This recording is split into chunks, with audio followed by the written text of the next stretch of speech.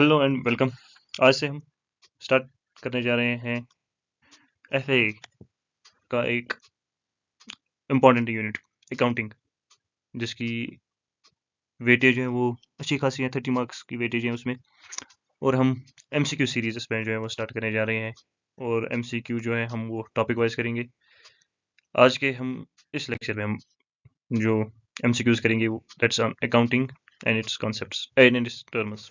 अगले लेक्चर में हम अकाउंटिंग कन्वेंशंस एंड कॉन्सेप्ट्स की जो है वो हम पीवाईक्यूज की प्रैक्टिस करेंगे। उस अकाउंटिंग कन्वेंशन एंड कॉन्सेप्ट्स इसमें कहीं पे एक्सप्लिसिटली तो मेंशन नहीं किया है, लेकिन वो जब भी हम अकाउंटिंग पढ़ते हैं वो एक जो कॉन्सेप्ट्स एंड कन्वेंशन हैं वो बहुत ही इंपॉर्टेंट है। उसे कहीं ना कहीं मुझे लगता है एक दो क्वेश्चन तो आएंगे ही आएंगे, जो मुझे लगता है, और जो मैंने पीवाईक्यू देखे हैं उनके बेस पे मुझे लगता है उस अकाउंटिंग कन्वेंशन एंड कॉन्सेप्ट्स पे क्वेश्चन आना ही चाहिए। वो हम अगले लेक्चर में वो हम उसकी प्रैक्टिस करेंगे, लेकिन इसमें हम फोकस करेंगे अकाउंटिंग एंड इट्स टर्म्स की। इसी तरह हम जो है वो टॉपिक वाइज जो एमसीक्यूज हैं वो सॉल्व करते जाएंगे, उनकी प्रैक्टिस करते जाएंगे, जिससे जो आपके कॉन्सेप्ट्स हैं वो और ज़्यादा सॉलिड हो। तो चलिए स्टार्ट करते हैं एमसीक्यू नंबर 1। अच्छा, स्टार्ट करने से पहले अगर आपको इस लेक्चर की पीडीएफ चाहिए तो आप ज्वाइन कर सकते हैं इस टेलीग्राम चैनल को, आस्क एजुकेशन क्लासेस। वहाँ पे जो मैं ये पीडीएफ है वो अपलोड करूँगा विथ एनोटेशन, वहाँ से जो है आप इसे एक्सेस कर सकते हैं, Ask Education Classes. So go MCQ number 1, business entity concept means. क्या होता है बिजनेस एंटिटी कॉन्सेप्ट? देखो, बिजनेस एंटिटी कॉन्सेप्ट हमें बताता है कि business is a separate entity, और जो उसके ओनर्स हैं they are different from the business. So business entity concept means owner and business are the same. ये तो अपोजिट होता है बिजनेस एंटिटी कॉन्सेप्ट का। Business is separate from the owner, this right answer. Business is temporary, ये कोई concept ही नहीं है कि business is temporary and business imaginary, this is not, again ये भी कोई कॉन्सेप्ट अकाउंटिंग में नहीं है। So the correct answer is B, which is business entity concept treats business as separate from its owner. Which of the following is an accounting entity? इनमें से आप किसे अकाउंटिंग एंटिटी मानेंगे? ओनर्स, फैमिली, सुपर बाजार, employees और government? देखो, accounting entity वो कोई भी एंटिटी होती हैं जो एंगेज होती हैं इन purchasing and selling of goods, और जो रेवेन्यू जो है वो जनरेट करती हैं, that's accounting entity. Owners, family तो अकाउंटिंग एंटिटी नहीं है। एम्प्लॉइज ये भी अकाउंटिंग एंटिटी नहीं कहलाती, rather they are the part of accounting entity, they are not the accounting entities. Government, it is a user of the accounting information, and again it's not an accounting entity. So super bazaar, it जो super bazaar है it engages in the purchase and selling of goods, or providing of, rather it focuses on the purchase and sale of goods. So जो super bazaar है it's an accounting entity, and it's also a revenue generating unit, so it's a accounting entity. So a specifically identifiable business enterprise is an accounting entity.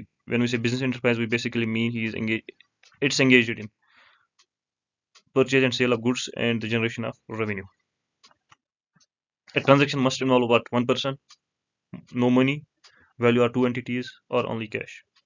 देखो, जब भी कोई transaction होते हैं business में, it involves two entities, या जिसे हम कहते हैं dual entity concept. For every transaction there are two aspects, one is debit and the other is credit, and it must have value. कोई भी ट्रांजेक्शन जिसका वैल्यू नहीं है, फॉर एग्जांपल अगर हमारे बिजनेस में एम्प्लॉयज के बीच लड़ाई हो जाती है, लॉस तो उससे भी होते हैं, लेकिन वो हम वैल्यू नहीं कर सकते हैं, so that particular activity does not form the part of the accounting system, और वो ट्रांजेक्शन भी नहीं कहलाती है। So for a particular activity to be called as transaction, उसमें दो एंटिटीज होनी चाहिए और वैल्यू होना चाहिए।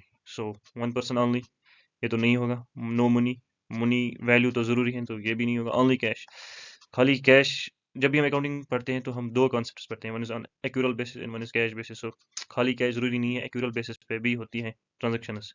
So value and two entities जो है, ये राइट आंसर है इसका। For a transaction it must involve value and two entities. Transaction involves value and two or more entities, so C is the correct answer. Which is not a transaction? जो भी मैंने आपने अभी definition बोली है उसके बेसिस पे आप इसे आंसर कर सकते हैं। Purchase of goods, it is a transaction, क्योंकि इसमें एक या तो क्रेडिटर इन्वॉल्व होगा या तो कैश इन्वॉल्व होगा, और परचेज ऑफ गुड्स तो इन्वॉल्व होगा ही होगा। So it's an accounting, so it's a transaction, agreement to buy. It's a future activity जो अभी नहीं हो रही है, we are just agreeing. So it's not an accounting transaction. Payment to the creditor, again it's a transaction क्योंकि इसमें एक तो कैश इन्वॉल्व होता है, एक तो क्रेडिटर इन्वॉल्व होते हैं. So it's has a value, two entities are involved, so it's a transaction. Receipt of cash, it's again a transaction. So जो एग्रीमेंट टू बाई है या एग्रीमेंट टू सेल है, ये एक खाली एक एग्रीमेंट है, इट्स नॉट ए ट्रांजैक्शन जो हम रिकॉर्ड करेंगे. Mere agreement without a value exchange is not a transaction. Assets are, this one is quite easy. और लायबिलिटीज, एसेट्स तो लायबिलिटी नहीं होती हैं, लायबिलिटीज तो रादर कंट्री होती हैं. एसेट्स इज इक्वल टू, जो हम अकाउंटिंग इक्वेशन में पढ़ते हैं, assets is equal to capital plus liability. So assets are different than liabilities. So assets are not the part of liabilities. Economic resources, yes, assets are the economic resources जिनके हम benefit जो हैं वो over period of time avail करते हैं. Owners claim, ये तो capital होती हैं, जो हमारी बैलेंस शीट होती हैं उसमें एक तो होती हैं लायबिलिटीज, एक होती हैं एसेट्स. एसेट्स जो भी होती हैं वो इकोनॉमिक रिसोर्सेज होते हैं, और जो लायबिलिटीज होती हैं इनको हम दो पार्ट्स में यूजुअली बाइफरकेट करते हैं. एक होती है ओनर्स क्लेम, एक होते हैं आउटसाइडर्स क्लेम. ओनर्स क्लेम को हम कैपिटल कहते हैं और आउटसाइडर्स क्लेम को हम लायबिलिटी कहते हैं. फिर चाहे शॉर्ट टर्म हो, लॉन्ग टर्म हो, दिस कैपिटल, दिस लायबिलिटी. और यहाँ से फिर हमारी इक्वेशन भी बनती है, क्योंकि जो बैलेंस शीट है वो टेली करते हैं. यहाँ से हमारी इक्वेशन बनती है assets is equal to capital plus liability. So owners claim तो कैपिटल होते हैं, वो तो एसेट्स नहीं होते हैं. और एक्सपेंसेस जो होती हैं वो एसेट्स नहीं होती हैं. दीज ये एक्सपेंसेस होती हैं जो हम डे टू डे एक्टिविटीज़ में रेवेन्यू जनरेट के लिए जो भी हम एक्सपेंसेस करते हैं, they are basically the expenses. जो भी हम खर्चे करते हैं वो एक्सपेंसेस कहलाती हैं. Assets are the economic resource of an enterprise. Which are the following is the current assets. एक होते हैं करंट एसेट्स, एक होते हैं नॉन करंट एसेट्स या long term assets. Current assets वो एसेट्स होती हैं जो रियलाइज होंगी within an accounting period, 12 months में जो हम सेल करेंगे वो एसेट्स कहलाती हैं, करंट एसेट्स कहलाती हैं. और लॉन्ग टर्म एसेट्स होती हैं जो हम बिजनेस में रखते हैं for a period of more than 12 months. तो इसमें से करंट एसेट्स क्या होगा? मशीनरी तो नहीं होगी, बिल्डिंग भी नहीं होगा, debtors they form the part of current assets, और फर्नीचर ये लॉन्ग टर्म एसेट्स का पार्ट बनते हैं. सो जो सही आंसर है इसका, that's C, debtors. Debtors are realisable within 1 year. जो डेटर्स और क्रेडिटर्स हैं ये आगे जाके मैं आपको इनको एक्सप्लेन करूंगा, what's debtor and what are creditors. Trucks used for delivery are shown as expense liability assets. देखो, जो भी हम ट्रक्स यूज करते हैं बिजनेस में, दे आर एसेट्स, लेकिन जो भी इनको रन करने के लिए हम खर्चे करते हैं, दे आर एक्सपेंसेस. सो यहाँ पे हम खर्चों की बात नहीं हो रही है, यहाँ पे होते हैं trucks are used for delivery और shown as, they are shown as assets. Liabilities तो ये नहीं है, एक्सपेंसेस भी नहीं है. एक्सपेंसेस तो वो पार्ट होगा इनका जो इनको रन करने के लिए हम इनकर करते हैं. सो ड्राइंग्स होती हैं जो जब भी एक ओनर कंट्रीब्यूट करते हैं बिजनेस में, वो कैपिटल होती हैं, और अगर वो उस कैपिटल से वो विड्रा करे कुछ पैसा, दैट्स ड्राइंग्स. तो ड्राइंग्स भी नहीं होगी, दैट्स जिसका आंसर होगा वो एसेट ही होगा. Trucks provide future economic benefits. Liabilities represent what? Liability represent creditors claim. अभी मैंने आपको दिखाया, एक होता है ओनर्स क्लेम, दैट्स कैपिटल, एक होता है आउटसाइडर्स क्लेम और creditors claim, that's liability. Payable to the outsiders, C is the correct answer. Which is a non current liability. इसमें से कौन सी नॉन करंट लायबिलिटी है? दैट मीन्स नॉन करंट मतलब जो लॉन्ग टर्म लायबिलिटी है, which is realisable after a period of 12 months. Trade payables, outstanding wages, long term loan, credit. देखो long term, ये तो नाम से ही पता चलता है कि ये एक non current liability. Trade payables में हमारे आते हैं बिल्स पेएबल एंड क्रेडिटर्स. इनकी जो पेमेंट हमने करनी होती है वो होती है with in a period of 12 months. Bills payable वो बिल्स होते हैं जो हमने पे करने हैं with in a period of 12 months. और क्रेडिटर्स वो लोग होते हैं जिनसे हमने उधार लिया होता है और इनको हम पे करते हैं again with in a period of 12 months. Outstanding wages, ये भी लायबिलिटी है, हमारी करंट लायबिलिटी. अगर हमने अपने एम्प्लॉयज़ को सैलरी देनी है लेकिन हम ड्यू डेट पे नहीं दे सकते, तो वो एक आउटस्टैंडिंग जो है उसे हम आउटस्टैंडिंग वेजेस कहते हैं, और एक वो हमारी एक लायबिलिटी बन जाती है. Creditors again it becomes the part of trade payables. तो ये भी करंट लायबिलिटी है. जो नॉन करंट लायबिलिटी है that's long term loan. Long term payables after more than 1 year, they form the part of non-current liability. देखिए, इस MCQ series के लिए ज़रूरी है कि आपने अकाउंटिंग टर्म्स जो हैं वो कहीं ना कहीं से पढ़ी होगी। मैं ये सीरीज स्टार्ट इसलिए कर रहा हूँ क्योंकि I have seen lot of videos जो टॉपिक्स, जो कॉन्सेप्ट्स तो वहाँ पे डिस्कस करते हैं, लेकिन फिर उनकी जो प्रैक्टिस है वहाँ पे नहीं होती है।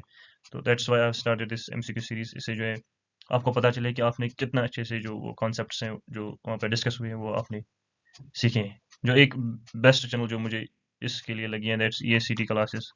वहाँ पे जो CA लतीफ़ सर है उसने बड़े अच्छे से पढ़ाया है इस अकाउंटिंग को। तो आई वुड रिकमेंड कि आप वहाँ से पढ़ें अगर आप चाहते हैं कि मैं भी इसमें एक जो शॉर्ट डिस्कस करें, हम इसमें जो ज़्यादा लेंथी अपना लेक्चर ना ले जाए, थोड़ा सा ही टच करें जिससे आपको ये MCQ सॉल्व हो सके। तो आप मुझे वो बता सकते हैं कमेंट सेक्शन में। मैं कोशिश करूँगा कि उसके लिए भी थोड़ा टाइम निकालूँ और फिर जो है एक वीडियो उस पर भी बनाऊँ। मुश्किल है क्यों MCQ सीरीज़ भी और फिर वो भी, लेकिन कोशिश करेंगे, देखते हैं कहाँ तक हो सकता है पॉसिबल। सो बेटर है कि आप इसको पहले जो है वो कहीं ना कहीं से या खुद जो है वो आप कॉन्सेप्ट्स पढ़े, फिर जो है आप इस MCQ सीरीज को करें। मैं फिर भी कोशिश करता हूँ कि जो भी हमारे चारों ऑप्शन हैं इनको डिस्कस करूँ, क्योंकि फिर इससे जो है आपके चार कॉन्सेप्ट्स एक ही क्वेश्चन में जो है वो क्लियर होते हैं। So but still better is कि आप पहले जो कहीं से वो टर्म्स को जो है वो अच्छे से पढ़े। Current liabilities are generally settled within, again current means within a period of 12 months. So the answer is 12 months. Current items are settled within a period of 12 months. Capital is shown on which side of balance sheet? Again मैंने आपको अभी balance sheet दिखाया, यहाँ से liabilities, यहाँ से assets, यहाँ से होती हैं long term assets, current assets, long term liabilities. Long term liabilities में होती हैं ओनर्स कैपिटल, जिसे हम ओनर्स फंड भी कहते हैं, और फिर आउटसाइडर्स, जिसे हम आउटसाइडर्स लाइबिलिटी, और फिर होती है हमारी non current liabilities, sorry current liabilities, और ये जो है ये टैली करना चाहिए हमारा। So capital is shown on which side of the balance sheet? Capital is shown on the liability side of the balance sheet. Asset side तो आएगा नहीं, एक्सपेंस और इनकम ये तो PL अकाउंट का है। यहाँ पे हमें बैलेंस शीट का ही, अगर आपको इतना ही समझ आइए कि ये बैलेंस शीट की बात करते हैं, तो ये ऑप्शन तो आप दोनों पहले से ही जो है वो एलिमिनेट करेंगे। फिर एसेट रहा, कैपिटल का एसेट साइड आता नहीं है, लायबिलिटी साइड आता है, ये भी एलिमिनेट हुआ। जो correct answer is liability side. Hence liability. अब जो नेक्स्ट एमसीक्यू है, that is sales represent what? Does it represent total purchases? Total purchases तो इसमें आएगा नहीं। टोटल रेवेन्यू फ्रॉम गुड्स और services, total profit, total expenses. देखिए दो कॉन्सेप्ट होते हैं, एक होते हैं ऑपरेटिंग एक्टिविटीज, एक होते हैं नॉन ऑपरेटिंग एक्टिविटीज। और एक चीज होती है that sales revenue, sales and revenue, और वी रेवेन्यू। और एक होते हैं गेन। तो पहले हम ऑपरेटिंग और नॉन ऑपरेटिंग को समझते हैं। ऑपरेटिंग एक्टिविटीज वो होती हैं जो हमें, जो हमारा कोर ऑपरेशन होती है ना बिजनेस से, वहां से जो भी हमारी जो भी रेवेन्यू जनरेट होता है दैट बिकम्स ऑपरेटिंग रेवेन्यू। और जो बाकी एक्टिविटीज होती हैं अदर देन कोर एक्टिविटीज, वहां से जो भी रेवेन्यू जनरेट होता है that's non operating revenue. For example अगर हमारा फर्नीचर का बिजनेस है, सो जो भी हम सेल करेंगे फर्नीचर्स की, वहां से जो भी रेवेन्यू जनरेट होगा that becomes the part of operating revenue. अब जो जो ये बिजनेस है, इसके पास फॉर एग्जांपल एक बिल्डिंग है, तो वो इस बिल्डिंग जो है वो बिजनेस का पार्ट है। उसमें एक ही हिस्सा जो है ये बिजनेस अपने लिए यूज करते हैं और एक हिस्सा जो है उसने रेंट पे दिया है। जो वो रेंटल इनकम होगी that becomes a part of non operating activity. इसी तरह इसने बैंक में कहीं डिपॉजिट किए हुए पैसे, वहां से जो हमें इंटरेस्ट होता है जनरेट, वो नॉन ऑपरेटिंग का पार्ट होते हैं। इसी तरह अगर इसने जहाँ पे इसका शोरूम है या ऑफिस है, वहाँ पे उसने कोई AC लगाया हुआ है, AC जो है अब इसने बेच दिया, वहां से अगर कुछ जो है वो जनरेट हुआ इनकम या रेवेन्यू, वो जो है वो नॉन ऑपरेटिंग का हिस्सा बनती है। इसी तरह ये भी इंपॉर्टेंट कॉन्सेप्ट्स हैं जो आपको याद रखने हैं। Sales, revenue and gain. Revenue होती है total income from all the operations, operating और non operating, that's revenue. Sales होती हैं पर्टिकुलरली फ्रॉम जो हमारी जो है वो ऑपरेटिंग इनकम से जो है ऑपरेटिंग एक्टिविटीज हैं जो वो जनरेट होती हैं। And the revenue is total operating non operating. Capital it's gain, gain जब होता है जब हम कैपिटल एसेट्स को जो है वो सेल करते हैं, वहां से जो हमारे हमें इनकम या रेवेन्यू जनरेट होता है दैट्स गेन। फॉर एग्जांपल आपने मशीनरी सेल कर दी, वहां से जो हमें रेवेन्यू जनरेट करना है, that's gain. So sales represent what? It represents the total revenue from goods और services which are actually the part of core activities. Total purchase तो नहीं होगी, टोटल प्रॉफिट तो नहीं होगा, क्योंकि मैंने आपको अभी समझाया है ये खाली कोर एक्टिविटीज का हिस्सा होते हैं, एंड टोटल एक्सपेंसेस तो बिल्कुल ही नहीं होगा. Sales and revenue earn from customers, इसमें ये हमने ऑलरेडी एक्सप्लेन किए, operating and non operating sales revenue and gain. So revenue includes what? I hope अब ये इजी होगा आपके लिए करना. ओनली सेल्स नहीं, ओनली कैश रिसीट्स नहीं, income from operations and others ये सही है, कैपिटल रिसीट्स ये भी जो है वो रेवेन्यू को नहीं एक्सप्लेन करता है. Revenue include sales, interest, rent, extra. Expenses are incurred for the purpose of what? Increasing assets, earning revenue, paying liability, reducing capital. देखो, एक होता है expenses, एक होता है expenditure.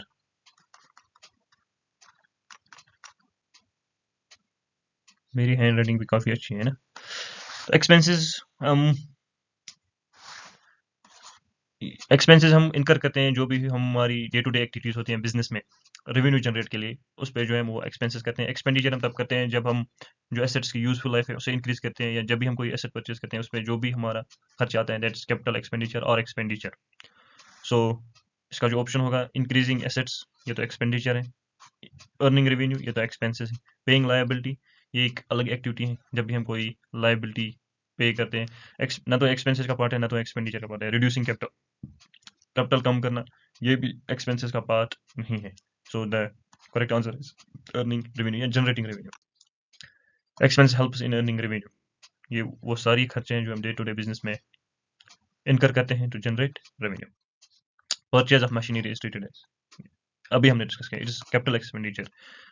इसमें हम जो भी हम एसेट्स परचेज करने में या उसकी लाइफ इंप्रूव करने में खर्चे करते हैं, that's capital expenditure. Benefits extended beyond 1 year. Expenditure whose benefit is exhaust within 1 year is capital expenditure नहीं, क्योंकि एसेट्स पे हम कैपिटल एक्सपेंडिचर करते हैं तो उसकी तो इकोनॉमिक रिसोर्सेज होते हैं जिनका हमें बेनिफिट ओवर द ईयर्स मिलता है. डेफर्ड एक्सपेंडिचर, ये मैं आपको अभी समझाऊंगा what's deferred expenditure. Revenue expenditure within 1 year, that's to incur revenue expenditure, ये इसका सही है. एसेट्स ये तो कैपिटल एक्सपेंडिचर है, एसेट्स एक ही बात होगी यहाँ पे, तो इसका जो सही आंसर है that's revenue expenditure. Short term benefit expenditure, that's revenue, C is the correct answer. अब इसमें एक ऑप्शन दिया हुआ था, that's deferred revenue expenditure. Deferred expenditure, deferred revenue expenditure भी हम इसे कहते हैं.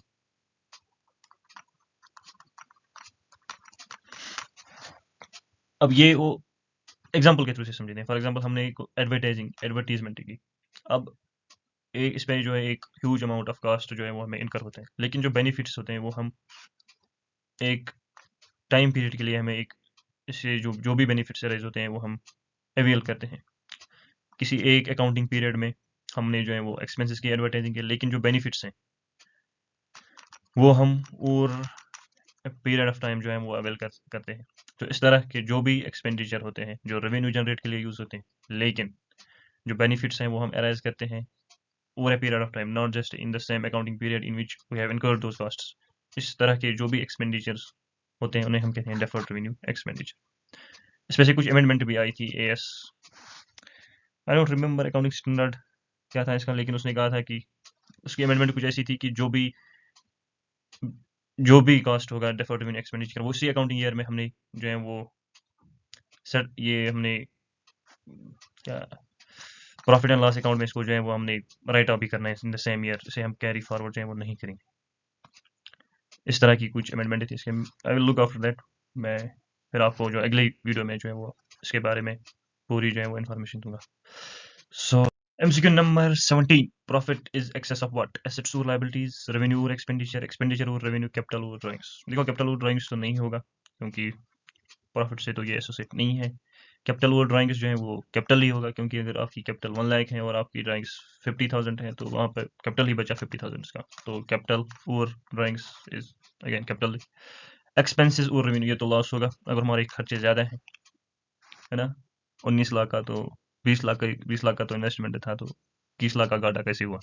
सो ये तो लॉस होगा. रेवेन्यू फ्रॉम एक्सपेंसेस और एसेट्स और लायबिलिटीज, इन दोनों में क्या हो सकता है? देखो अकाउंटिंग इक्वेशन हमें कहती है assets is equal to capital plus liability.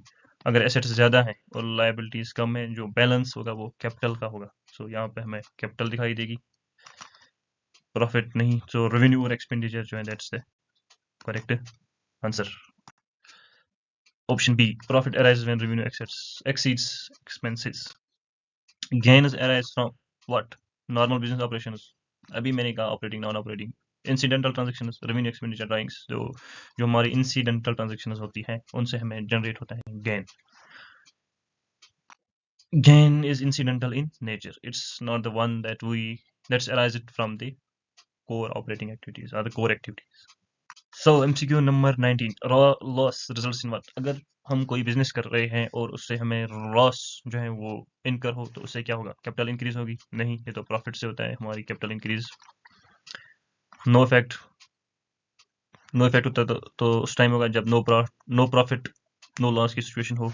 Decrease in owners equity, हाँ लॉस से जो है वो हमारी जो ओनर्स इक्विटी है वो कम होती है। इंक्रीज इन एसेट्स, ये तो बिल्कुल भी नहीं। So loss results in owners equity. कभी कभी हम लॉस को एज फिक्टिशियस एसेट्स भी दिखाते हैं, but that does not lead to the increase in assets. जो हमारे रियल एसेट्स होते हैं उसमें कोई इंक्रीज नहीं होता है।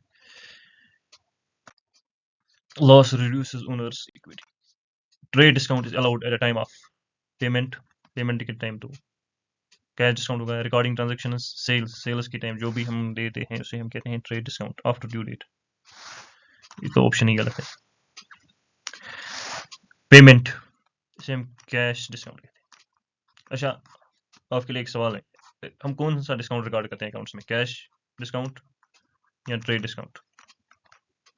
इन दो डिस्काउंट्स में हम कौन सा डिस्काउंट रिकॉर्ड करते हैं अपने अकाउंट्स में? Trade discount is allowed at time of sales. Cash discount is allowed when?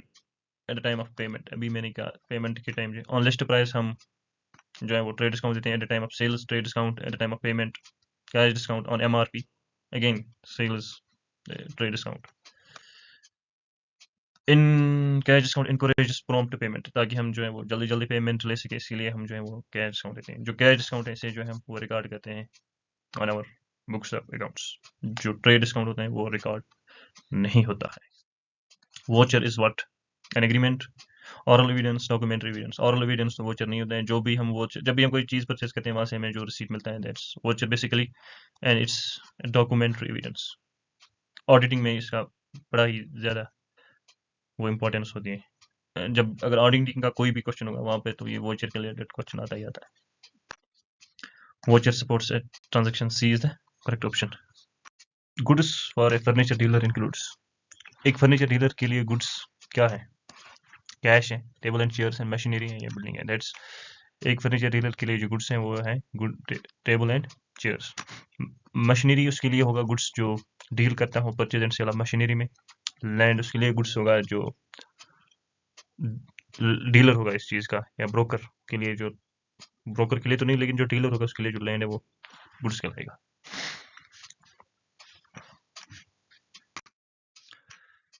Items deals in by the business are goods. So जो फर्नीचर के लिए, जो फर्नीचर डीलर के लिए गुड्स थी वो टेबल एंड चेयर्स थी।